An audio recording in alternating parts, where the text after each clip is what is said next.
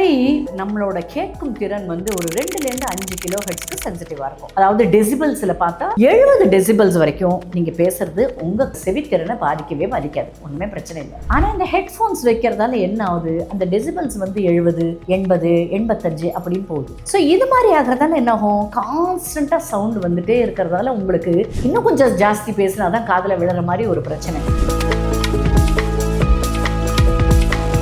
Notice பண்ணியிருக்கீங்களா? அதாவது இந்த இயரிங் எய்டு வச்சுருந்தாங்கன்னு வச்சுங்களேன், அவங்க வந்து பேசும்போதே கொஞ்சம் சத்தமாக தான் பேசுவாங்க. பிகாஸ் அவங்களோட கேட்குற திறன் கம்மியாக இருந்துச்சுன்னா கொஞ்சம் லவுடாக பேசுகிற பழக்கம் இருக்கும். ஸோ உங்களோட ஃபஸ்ட்டு சிம்டம்னு நீங்கள் பார்த்தாலே கொஞ்சம் சத்தமாக பேச ஆரம்பிப்பாங்க. ரெண்டாவது, எப்போ பாரு இயர்ஃபோனை காதில் வச்சுட்டு இருக்கிறதால அந்த காதுக்குள்ளே போகாமல் தடுக்கும் காற்று. ஸோ வார்மாக இருக்கும், மாய்ஸ்சராக இருக்கும். அது மாதிரி டைமில் பூஞ்சை காளான் ஈஸியாக தொற்று வரும்.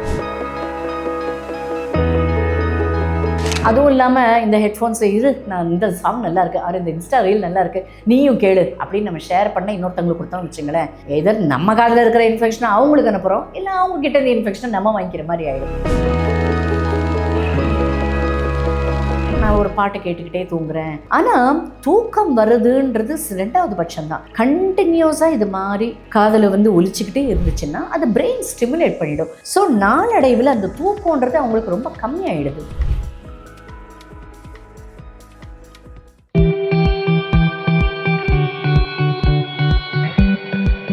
அண்ணா நகரில் ஒரு சூப்பர் மார்க்கெட் போயிருந்தேன். பில்லிங்காக ஒரு கவுண்டரில் வெயிட் பண்ணிட்டு இருந்தேன். எனக்கு முன்னாடி ஒரு பொண்ணு, ஒரு 25 வயசு பொண்ணு இருக்கும். அவங்க வந்து ஹெட்ஃபோன்ஸ் போட்டு அவங்க பாட்டு கேட்டுகிட்டே இருந்தாங்க. அந்த ஹெட்ஃபோன்ஸோட அட்ராக்ஷன் எந்த வரைக்கும் இருக்குன்னா, பின்னாடி நிற்கிறவங்கள பக்கத்தில் பற்றி யாரையுமே கண்டுக்கல, அவங்க பாட்டுக்கு நின்றுட்டு இருந்தாங்க. 2-3 தடவை அவங்க கூப்பிட்ட பிறகு தான் அவங்க she became conscious of what's happening around. என்ன அப்படின்னா, இல்லைங்க பில்லிங்க்கு எல்லாம் வெயிட் பண்ணிட்டு இருக்காங்க, நீங்கள் மூவ் பண்ணுங்க அப்படின்னு மூவ் பண்ணாங்க. இதை பார்த்ததும் எனக்கு ஒரு விஷயம் தோணுச்சு. இப்போதைய யூத்துனே இல்லை, இந்த ஜென்சி மக்கள்னே இல்லை, ஈவன் இந்த பூமர் அங்கிள் ஆண்டிஸ் எல்லாரையும் பார்த்தாலுமே இந்த மாதிரி ஹெட்ஃபோன்ஸ் யூஸ் பண்ணிட்டே தான் இருக்காங்க. இயர்ஃபோன்ஸாக இருக்கலாம், ஹெட்ஃபோன்ஸாக இருக்கலாம். இது ஒரு வகையில் நமக்கு ஹெல்ப்ஃபுல்லாக தான் இருக்கு.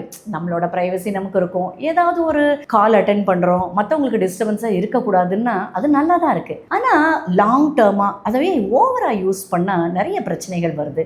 என்ன மாதிரி பிரச்சனைகள் வருது, இதெல்லாம் வராமல் தடுக்கிறதுக்கு ஆயுர்வேதத்தில் ஏதாவது சொல்யூஷன் இருக்கா அப்படின்னு யோசிச்சப்ப இருக்கவே இருக்கு. நம்ம ஆயுர்வேதம் கொடுக்காத சொல்யூஷன், அதை பற்றி உங்ககிட்ட ஷேர் பண்ணிக்கலாம் நினைக்கிறேன். அதுக்கு முன்னாடி ஹெட்ஃபோன்ஸ் யூஸ் பண்றதால என்னெல்லாம் பிரச்சனை வருது அப்படின்னு பார்க்கலாம். நார்மலி ஹெட்ஃபோன்ஸ் பல விதமா இருக்கும். உங்களுக்கு ஹெட்ஃபோன்ஸோ இல்லை இயர்ஃபோன்ஸ், ஓப்பன் இயர்ஃபோன்ஸ், ஏர்டோப்ஸ், இந்த மாதிரி பல வகைகள் இருக்கும். முதல் பிரச்சனை என்னன்னா, இந்த சவுண்டுன்றது கண்டினியூஸா நம்ம காது மூலமாக அஃபெக்ட் பண்ணிக்கிட்டே இருக்கும். இப்போ நார்மலி நம்மளோட கேட்கும் திறன் வந்து ஒரு 2லேருந்து 5 கிலோ ஹெர்ட்ஸ்க்கு சென்சிட்டிவா இருக்கும். அதாவது டெசிபிள்ஸ்ல பார்த்தா இப்போ இந்த லவர்ஸ் எல்லாம் பேசிப்பாங்க பாருங்க, குசு குசுண்டு, அதெல்லாம் ஒரு 30 டெசிபிள் தான், யாருக்குமே பெருசாக கேட்காது. நார்மலி நம்மள மாதிரி ஆளுங்க பேசிக்கிறது வந்து ஒரு 60 டெசிபிள்ஸ் இருக்கும். இதுவே நீங்க மெட்ராஸ் டிராஃபிக்ல நின்னீங்கன்னு வச்சுங்க, அதோட டெசிபிள்ஸ் 80 வரைக்கும் போகலாம். 70 டெசிபிள்ஸ் வரைக்கும் நீங்க பேசுறது உங்க செவித்திறனை பாதிக்கவே பாதிக்காது, ஒண்ணுமே பிரச்சனை இல்லை. இதுவே நீங்க ஒரு லவுடா ஒரு கான்சர்ட், ஏஆர் ரஹ்மான் கான்சர்ட் போறீங்க, 120 வரைக்கும் டெசிபிள் போகும். தீபாவளி அன்னைக்கு வெடிக்கிற அணுகுண்டு இருக்கு பாருங்க, அது 140 டெசிபிள்ஸ் போகும்.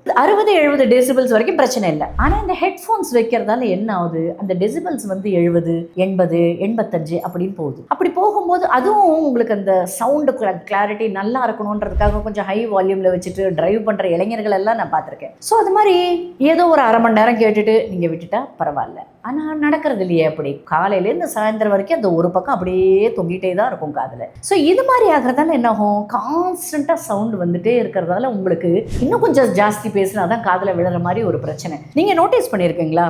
அதாவது இந்த இயரிங் எய்டு வச்சுருந்தாங்கன்னு வச்சுங்களேன், அவங்க வந்து பேசும்போதே கொஞ்சம் சத்தமாக தான் பேசுவாங்க. பிகாஸ் அவங்களோட கேட்குற திறன் கம்மியாக இருந்துச்சுன்னா கொஞ்சம் லவுடாக பேசுகிற பழக்கம் இருக்கும். ஸோ உங்களோட ஃபஸ்ட்டு சிம்டம்னு நீங்கள் பார்த்தாலே கொஞ்சம் சத்தமாக பேச ஆரம்பிப்பாங்க. ரெண்டாவது, எப்போ பாரு இயர்ஃபோனை காதில் வச்சுட்டு இருக்கிறதால அந்த காதுக்குள்ளே போகாமல் தடுக்கும் காற்று. ஸோ வார்மாக இருக்கும், மாய்ஸ்சராக இருக்கும். அது மாதிரி டைமில் பூஞ்சை காளான் ஈஸியாக தொற்று வரும். அதுவும் இல்லாமல் இந்த ஹெட்ஃபோன்ஸ் நான் இந்த சாங் நல்லா இருக்கு, அது இந்த இன்ஸ்டா ரீல் நல்லா இருக்கு, நீயும் கேளு அப்படின்னு நம்ம ஷேர் பண்ண இன்னொருத்தவங்களுக்கு கொடுத்தோம்னு வச்சுங்களேன், எதர் நம்ம நம்ம காதில் இருக்கிற இன்ஃபெக்ஷனை அவங்களுக்கு அனுப்புகிறோம், இல்லை அவங்க கிட்ட இந்த இன்ஃபெக்ஷனை நம்ம வாங்கிக்கிற மாதிரி ஆகிடுது. அப்புறம் பொழுதன்னைக்கும் காதில் வச்சுட்டு இருக்கிறதால இட்ஸ் கண்டினியூஸ் பிரெயின் ஸ்டிமுலேஷன். இப்போ நீங்கள் நைட்டு நிறைய பேர் பார்த்துருக்கலாம், அவங்க அந்த ஹெட்ஃபோன்ஸில் காதில் வச்சுட்டு அப்படியே படுத்து தூங்குவாங்க. அது என்னன்னா, ஓகே நான் ஒரு பாட்டை கேட்டுக்கிட்டே தூங்குறேன், இல்லை மட்டும் ஏதாவது ஒரு டிஸ்கோர்ஸ், இப்போ வயசானவங்களே நான் பார்த்துருக்கேன், ஒரு டிஸ்கோர்ஸ் கேட்டுகிட்டே தூங்குறேன் அப்படின்னா நான் தூங்கிடுவேன் அப்படின்றாங்க. ஆனால் தூக்கம் வருதுன்றது ரெண்டாவது பட்சம் தான். கண்டினியூஸாக இது மாதிரி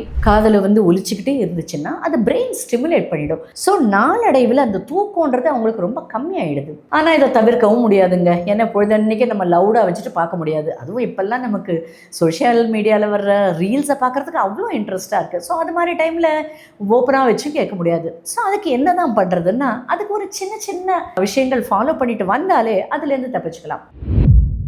The first thing is, ஆயுர்வேதம் சொல்லும் ஒரு அழகான வெல்னஸ் மெஷர் என்னன்னா கர்ணபூரணம். என்னது இந்த கர்ணபூரணம்? கர்ணம்னா காது, எல்லாருக்கும் தெரியும். பூரணம்னா ஃபில் பண்ணுறது. காதில் போடுறதுக்குன்னு சில எஃபெக்டிவான மெடிக்கேட்டட் ட்ராப்ஸ் உண்டு. நிறைய ஆயுர்வேதிக் கம்பெனி தயார் பண்ணது நிறைய ஆயுர்வேதிக் ஷாப்ஸ்லையும் கிடைக்கும். இது தினமுமே படுக்கும்போது ஒரு ரெண்டு ட்ராப்ஸ், ரெண்டு காதுலையும் ரெண்டு ட்ராப்ஸ் போட்டு காட்டன் வச்சிருக்கேன். இது எப்படி வேலை பண்ணும் அப்படின்னா, கண்டினியூஸாக செவித்திறன், காதில் அந்த சவுண்டு போய்கிட்டே இருக்கும் இல்லையா, அதனால காதில் வந்து ஒரு ரீங்காரம் மாதிரி வர்றது, இல்லை இறைச்சல் மாதிரி கேட்டுகிட்டே இருக்கும். அது யூஸ்வலாகவே வாதம் அதிகரித்தால கேட்குது அப்படிங்கிறது ஆயுர்வேதம். இது மாதிரி எண்ணெய்கள், அதுவும் எஸ்பெஷலி மெடிக்கேட்டட் ஆயில் போடும்போது அந்த வாதத்தை குறைக்கிறதால அந்த காதில் கேட்குற இறைச்சலோ ரீங்காரம் அதெல்லாம் குறைஞ்சிடும். ஸோ இது ஒரு அருமையான வெல்னஸ் மெஷர், டெய்லி பண்ணலாம். ஒருவேளை உங்களுக்கு காதில் டிம்பானிக் மெம்பரேனில் ஒரு ஓட்டை விழுந்திருந்தாலோ ஆர் காதில் ஏதாவது சீழ் மாதிரி பிடிச்சிருந்தாலோ அந்த டைமில் இந்த ட்ராப்ஸ் போடாதீங்க. உங்களோட டாக்டரை கன்சல்ட் பண்ணி என்ன பண்ணுமோ கேட்டுக்கலாம். இயர்ஃபோன் யூஸ் பண்ணுறது தவிர்க்கவே முடியாது அப்படின்னா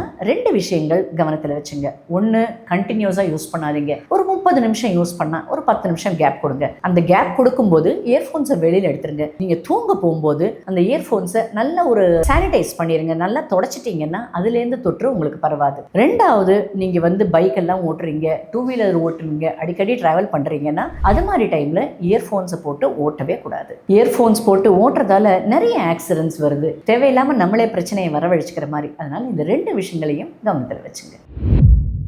ரெண்டாவது, வருமுன் காப்போம் அப்படின்ற இதில் ஒரு அழகான ஒரு ப்ரிவென்டிவ் மெஷர் சொல்லுது. இப்போ நீங்கள் இந்த இந்தியன் தாத்தா பார்த்துருப்பீங்க, அவரை வந்து கையில் ஒரு பாயிண்ட் அமுக்குவார உடனே இந்த கை செயல் எழுந்து போயிடும். அதே மாதிரி மர்ம புள்ளிகள் உடம்பு ஃபுல்லாக உண்டு. காது திறனை, கேட்கும் திறனை அதிகரிக்கிறதுக்குன்னே ஒரு அருமையான மர்ம புள்ளி ஆயுர்வேதம் சொல்லுது. அது பேர் விதுர மர்மம் அப்படின்ட்டு. இது ஒரு விதமான ஸ்நாயு மர்மம். ஸ்நாயுன்னா லிகமெண்ட்ல இருக்கிற மர்மம். அதாவது இந்த மர்ம புள்ளி என்பது காதுக்கு பின்னாடி கீழே இந்த இடத்துல இந்த மர்மம் பாயிண்ட் இருக்கும். இதை வந்து மசாஜ் பண்ணுறது மூலமாக உங்களுக்கு இந்த செவித்திறனை அதிகரிக்கலாம். இந்த மசாஜ்ன்றது எப்போ வேணால் பண்ணலாம். இதுக்குன்னு ஒரு டைம் ரெஸ்ட்ரிக்ஷன்ஸ் கிடையாது. காலையிலையோ சாயந்தரமோ ஒரு 10 நிமிஷம் பண்ணலாம். இது எப்படி ஒர்க் பண்ணணும்னா, இதோட லொக்கேஷன் பார்த்தீங்கன்னா கரெக்டாக இந்த மிடில் இயர் கெனால், இந்த டிம்பானிக் மெம்பரேன், இந்த மிடில் இயர் கெனால் அப்படின்னு உள்ளே இருக்கிற அந்த நரம்புகள், காதுக்கான நரம்புகள் அதெல்லாம் இருக்கிற ஒரு இடத்துல இது சிச்சுவேட் ஆகிருக்கு. அதனால் இந்த இடத்துல இப்படி நீங்கள் மசாஜ் பண்ணும்போது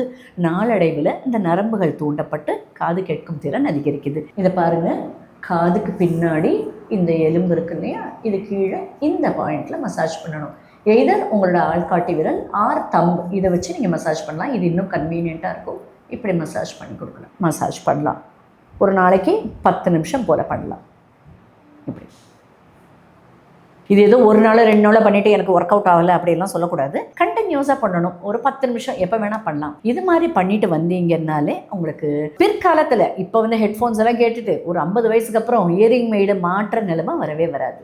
இது வந்து ஒரு ப்ரிவென்டிவ் மெஷர் மாதிரி தான். அதாவது காது பின்னாடி பிரச்சனை வராமல் இருக்க, செவித்திறன் குறையாமல் இருக்க பண்ணுற ஒரு ப்ரிவென்டிவ் மெஷர். ஒருவேளை தவிர்க்க முடியாத சந்தர்ப்பங்களால் உங்களுக்கு காது கேட்கும் திறன் குறைஞ்சதுன்னா இது பண்ணுறதால அது ரெமெடி ஆகாது. அதுக்கான ட்ரீட்மெண்ட்டை நீங்கள் பண்ண வேண்டியிருக்கும்.